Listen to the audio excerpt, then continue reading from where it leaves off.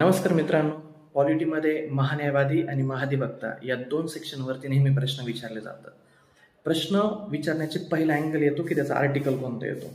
जर आपण नीट लक्षात घेतलं तर महान्यायवादी याचा आर्टिकल येतो 76 आणि महाधिवक्ता याचा आर्टिकल येतो 165. नुसते आर्टिकलच नाही विचारले जात, त्याच्या आतमधल्या तरतुदी सुद्धा विचारल्या जातात. मित्रांनो, या दोन मुद्द्यांबाबत एक मुद्दा आपण लक्षात ठेवायचा की महान्यायवाद्याच्या सगळ्या गोष्टी राष्ट्रपती मॅनेज करतात. त्यांची नेमणूक राष्ट्रपती करतील, त्यांना पदावरून बाहेर कसं काढायचं ते राष्ट्रपती ठरवतील, त्यांचा पगार, त्यांचे भत्ते, हे सगळ्या गोष्टी 76 आर्टिकलनुसार महान्यायवाद्याच्या ज्या सगळ्या गोष्टी आहेत त्या राष्ट्रपती मॅनेज करतात.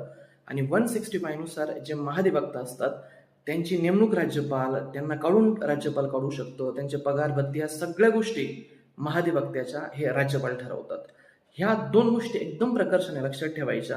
केंद्राच्या महान्यायवाद्याचं सगळं राष्ट्रपती मॅनेज करतात आणि महाधिवक्त्याचं, राज्याचे जे महाधिवक्ते त्यांच्या सगळ्या गोष्टी राज्यपाल मॅनेज करतात. एक मुद्दा फक्त इथं एक्स्ट्राचा लक्षात ठेवायचा, तो असा की महान्यायवाद्याची जी पात्रता आहे तो सुप्रीम कोर्टचा न्यायाधीश होण्यासाठी तो पात्र असावा आणि महाधिवक्ता जो आहे तो हायकोर्टचा न्यायाधीश होण्यासाठी पात्र असावा. ही पात्रता आपल्याला फक्त थोडीशी वेगळी पाहायला मिळते.